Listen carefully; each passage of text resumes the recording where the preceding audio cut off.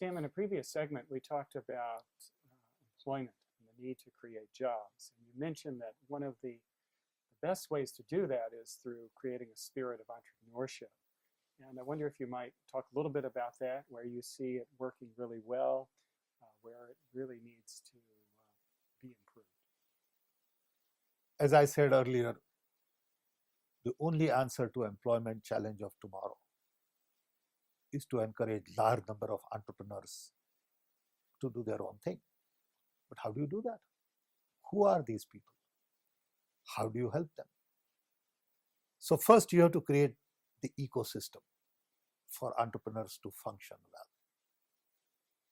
So governments will have to make sure that it's easy to start a company, it's easy to close a company, and the investors who are interested in funding new companies are more receptive to new ideas.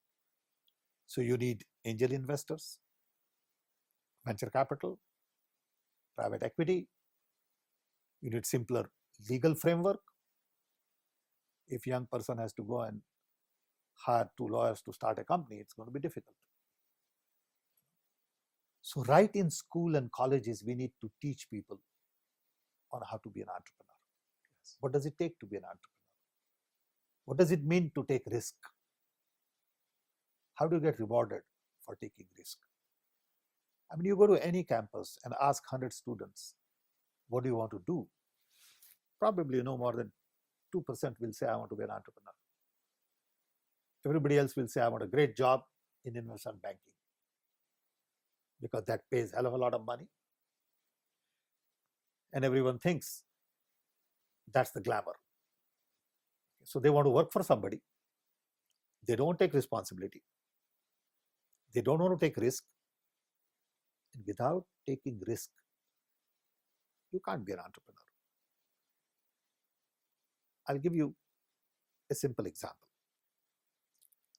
As part of the innovation ecosystem in India, we decided to work in clusters, industrial clusters. And in India, we have large number of clusters for brassware, bamboo, auto parts, pharmaceuticals, leather, food processing, diamond. Normally, these clusters come around one city or one locality, where little entrepreneurs just come together. Then you develop sort of a vendor community, and these are all small 2-3 man shop. But ultimately, they may have 500,000 people working in a cluster. The brassware cluster in Moradabad would have 500,000 people working. Now, these are little entrepreneurs, but they don't know how to take advantage of modern technology because they are not equipped. So we decided to go into these clusters to really seed innovation. So first thing you find is that everyone in the cluster is only for themselves. And they are saying, do something for me. So our first response was, if you don't organize as a group, cooperative, we can't help you. Because if you want to speak with one voice as a community of brassware people, you got to organize yourself. Because then you will all come together. It was a new idea for them. They had never thought about it. So we got them organized. And then we said, now we will connect you to university, local university, R&D labs, local banks, business development people. We'll give you training on innovation. So they started thinking of innovations. Then we found, for example, in the brassware cluster, there were 2 challenges. One, the furnace that they had used was last designed 70 years ago. It was totally inefficient. People used to get lung disease because of smoke. So we hired a group of engineers, scientists, say redesign this furnace. They took 6 months, came up with a new design of the furnace. and the productivity of this brassware entrepreneur doubled. Wow. Okay. So now we are creating a company just to build the furnace for everybody. But they couldn't do it on their own. Then we asked them, what is your next problem? They said, every item we make takes half an hour to polish. So we went to a bunch of scientists. We said, can you come up with a liquid to wipe it as opposed to polish it? And these scientists say, yeah, we know how to do it. Nobody asked us to do it. Interesting. So they came up with this lacquer, you wipe it, and all these guys save half an hour. Similarly, we found that the mango cluster had a mango which shelf life was 5 days. They would sell this mango only to Middle East to get better price, and they had to send it through boat. So we got to this Indian scientist and said, can you increase shelf life of mango to 30 days? Again, they said, we know how to do it. Nobody asked us to do it. So they increased shelf life to 35 days. So now they sell this mango to Europe and sell it by boat. Earlier they used to sell by air. I'm sorry, I sort of made a mistake. Again, their income doubled. These are the kind of entrepreneurial interventions that government will have to make to help these people. So you got to provide right policies, you got to create these clusters, you got to share lessons from each other, you got to create role models for them, you got to teach them on ethics. Then you will have larger community of entrepreneurs. Yes. You don't have that today. Yeah.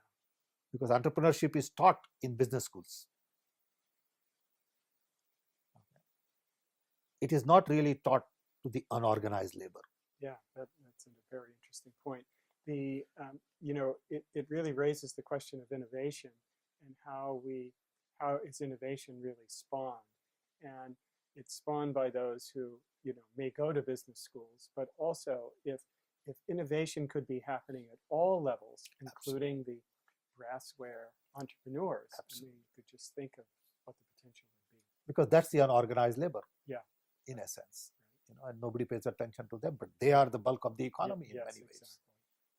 In many countries, they form the major workforce. So if these two-person shops were able to innovate in such a way that they were hiring a third person, you can just imagine what they would do in terms of jobs. Absolutely, but they are not equipped to spend money and time on innovation. So government has to intervene, facilitate that, encourage them, and create the right ecosystem for them. Yeah. Then it will multiply. Right. Silicon Valley is a best example of entrepreneurship. In software, IT, telecom, semiconductor, and a lot of applications of new technology. Silicon Valley creates large number of entrepreneurs, but 50% of those are immigrants.